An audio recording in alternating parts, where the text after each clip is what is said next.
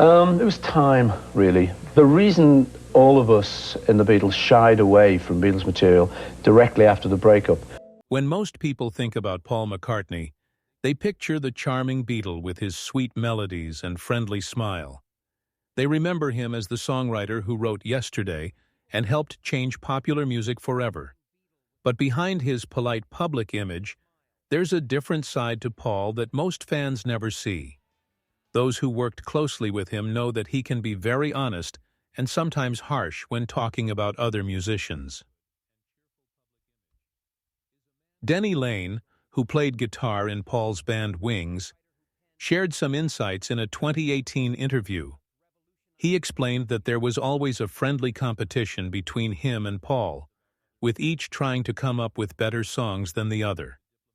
Laine said that Paul knows exactly what he likes and what he doesn't like in music, and he's not afraid to share his real opinions when cameras aren't around.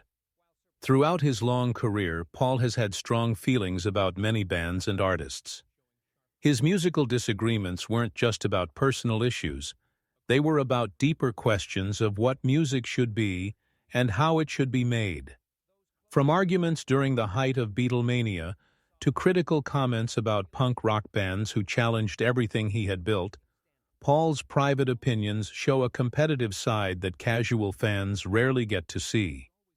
The Rolling Stones, more than just friendly competition. The rivalry between the Beatles and the Rolling Stones is one of the most famous in rock history. While both bands publicly maintained that their competition was friendly, behind the scenes things got much more personal. Paul has taken many subtle shots at the Stones over the years, and his comments reveal deep feelings about their music and approach. During a late-night recording session at Abbey Road Studios in 1968, Paul reportedly told producer George Martin that he had always thought the Rolling Stones were just a blues cover band that got lucky. This comment didn't make headlines at the time. Paul's feelings about the Stones have come out in more careful ways over the decades. In a 2021 interview with the New Yorker magazine, Paul couldn't help but share his real thoughts. He said he wasn't sure he should say it, but he believed the Stones were basically a blues cover band. He felt that the Beatles had cast a wider musical net than the Stones ever did. Mick Jagger quickly responded to these comments, calling the Beatles just a four-piece band with one drummer, while joking that the Stones were still filling huge stadiums around the world. The root of Paul's dislike seems to come from what he saw as the Stones copying others rather than being original. Peter Brown, who worked as an executive at Apple Records, revealed that Paul always felt the Stones were following in the Beatles' footsteps. He noticed that they would release similar album concepts just months after the Beatles had already explored that same ground. One particularly telling moment happened in 1969, when John Lennon briefly considered producing an album for the Rolling Stones.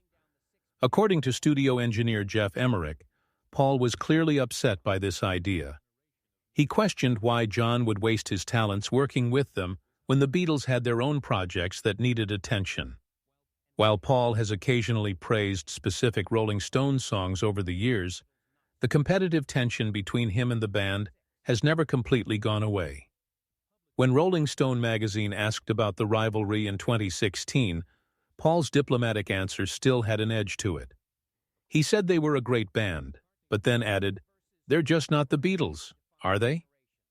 The Sex Pistols, punk rock rebellion. If there was one musical movement that really got under Paul McCartney's skin, it was punk rock. No band represented that rebellion more than the Sex Pistols. When this aggressive four-piece group emerged in 1976, with their raw sound and anti-establishment message, Paul was reportedly very upset by their deliberate rejection of everything he had helped create in popular music. John Eastman, Linda McCartney's brother, shared some insights in a rare 2003 interview. He revealed that Paul considered the Sex Pistols' music to be an assault on his ears. Paul couldn't understand why anyone would celebrate musicians who couldn't even play their instruments properly. This feeling went both ways. The Sex Pistols made it clear they thought Paul represented everything that was wrong with rock music. The conflict became more obvious when both the Sex Pistols God Save the Queen and McCartney's Mull of Kintyre were climbing the charts during the same week. Johnny Rotten, the Sex Pistols' lead singer whose real name was John Lydon, publicly called Paul a dinosaur who represented everything that punk rock was fighting against. What really made Paul angry wasn't just their musical style, but their direct attacks on his legacy. Denny Sywell, who played drums in Wings, remembered that Paul was particularly hurt when he heard that the Sex Pistols were using Beatles posters for target practice during their rehearsals.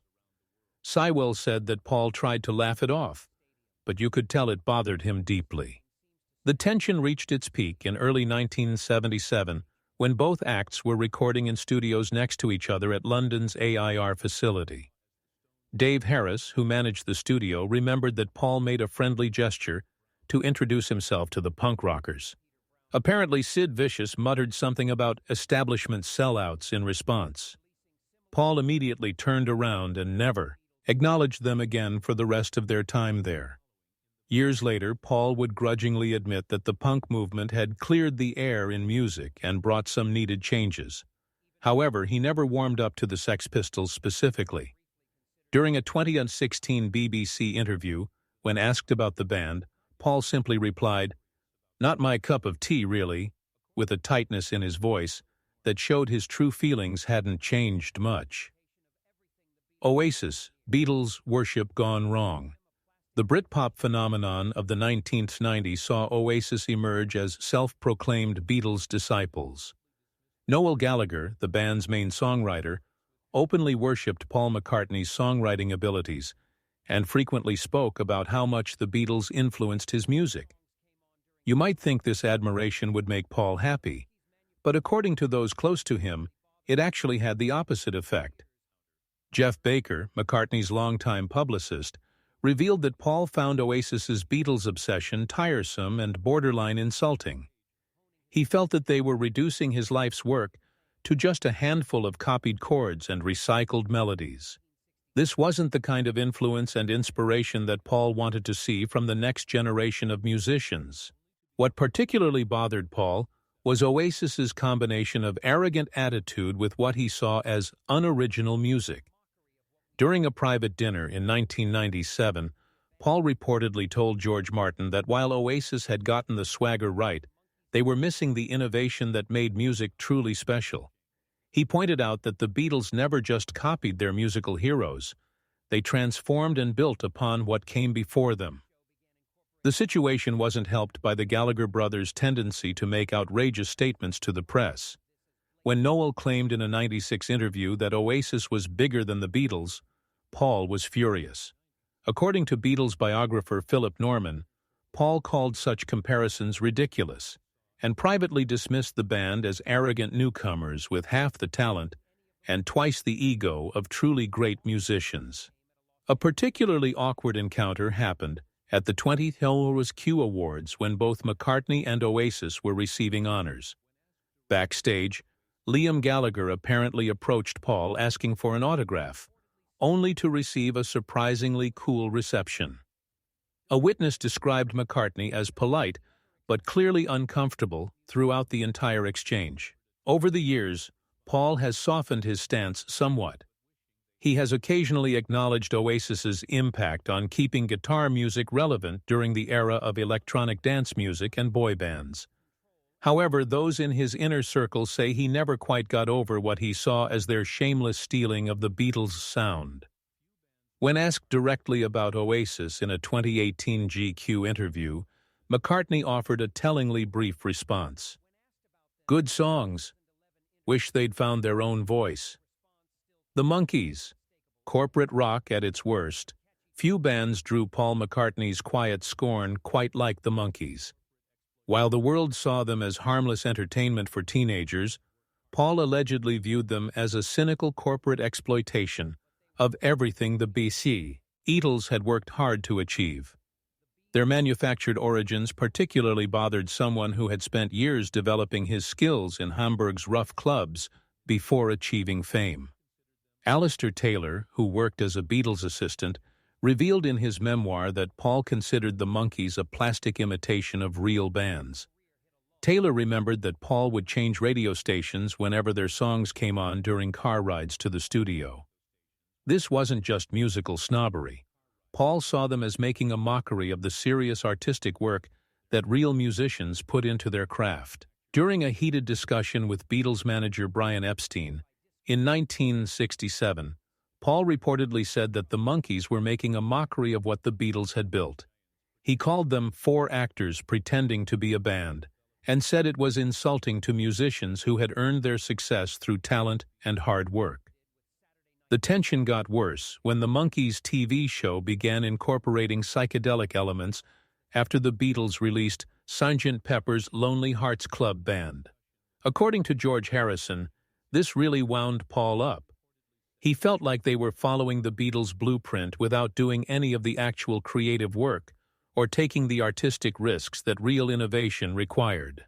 A particularly awkward moment came at a Los Angeles party in 1968 when Paul reportedly snubbed Mickey Dolenz by walking away in the middle of their conversation.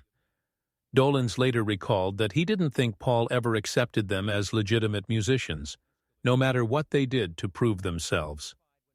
Even after the Monkees eventually fought for creative control and became a real band making their own music, Paul's opinion never fully changed.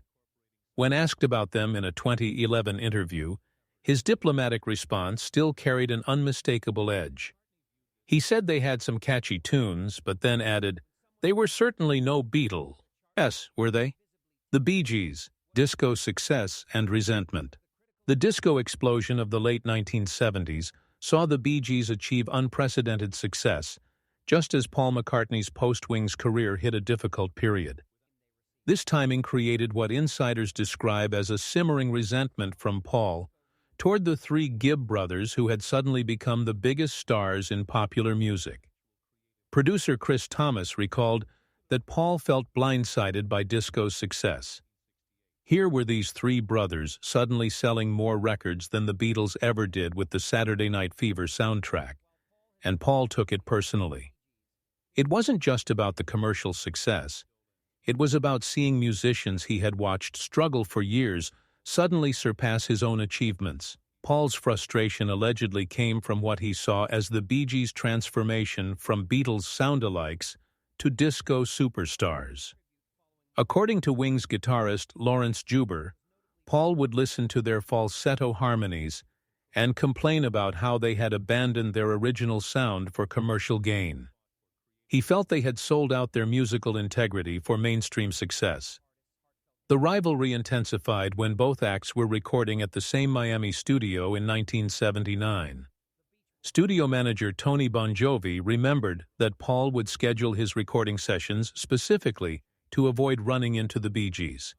When someone mentioned that the Bee Gees had broken another chart record, Paul would visibly tense up.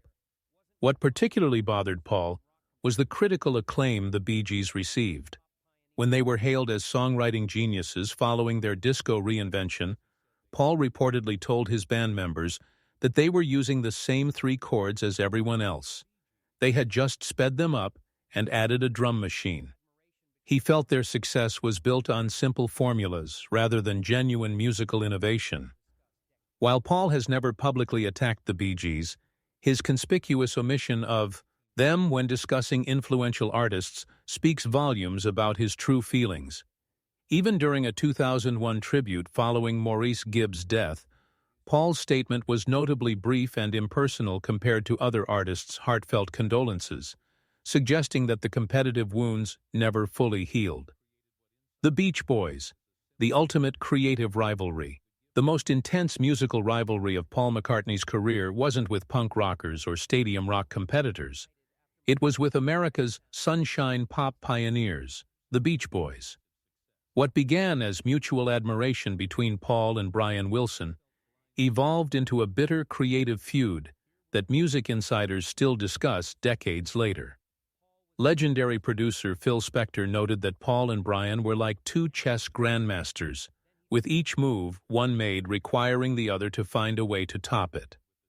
What started as friendly competition turned into an obsession for both musicians, driving them to create some of their most ambitious work while also creating personal tension between them.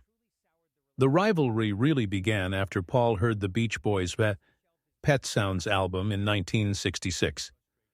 According to Beatles producer George Martin, Paul was both inspired and threatened by what Brian Wilson had achieved. He played the album constantly, analyzing every note and arrangement. Then he would say that the Beatles needed to go further than what the Beach Boys had done, which directly led to the creation of Sgt. Pepper's Lonely Hearts Club Band. What truly damaged the relationship was Brian Wilson's abandoned Smile album. When Wilson shelved what many considered his masterpiece due to mental health struggles and creative pressure, Paul was allegedly dismissive of this decision. Beatles roadie Mal Evans recalled Paul saying that if you can't finish what you start, you shouldn't be in the music business. He believed that real professionals push through difficulties no matter what obstacles they face. The tension reached its peak during a disastrous dinner party at Brian Wilson's home in 1967. Paul reportedly criticized several Beach Boys songs as simplistic and suggested that their famous harmonies were predictable and formulaic. According to Beach Boys drummer Dennis Wilson, Paul left the dinner thinking he had given helpful feedback to a fellow musician.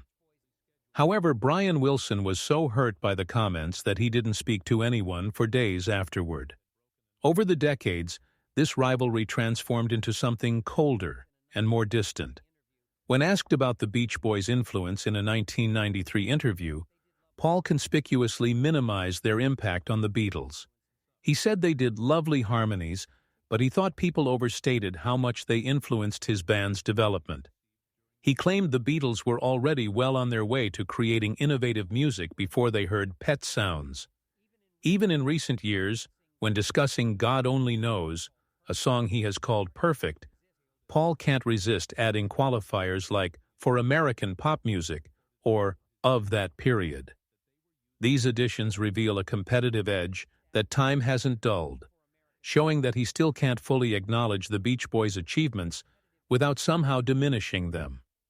As Beach Boys historian David Leaf put it, Paul respects Brian Wilson's work, but he'll never fully acknowledge how much it pushed him to create better music. Doing so would mean admitting that someone else was a major driving force behind the Beatles' musical evolution, something his competitive nature won't allow him to accept. Understanding Paul's competitive nature.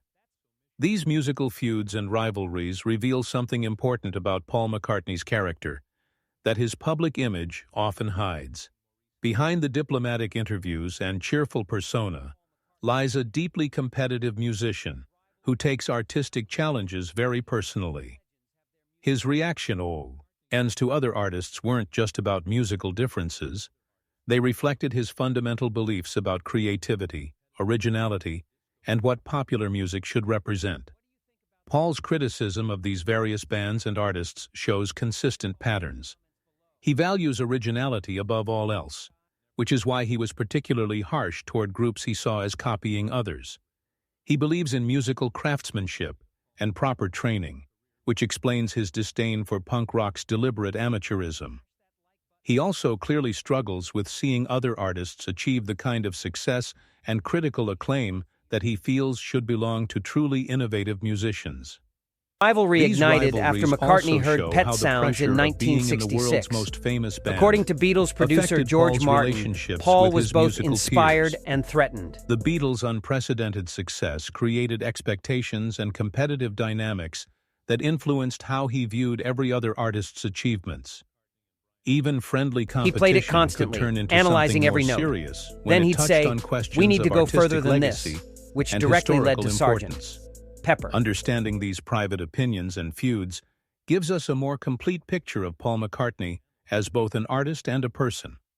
While his public diplomacy has served What truly him well soured the throughout his relationship career, was the these abandoned glimpses Smile behind album. the scenes When reveal Wilson the shelved his passionate, masterpiece competitive amid mental musician health struggles, who helped create McCartney some of was the most allegedly influential dismissive. music in history.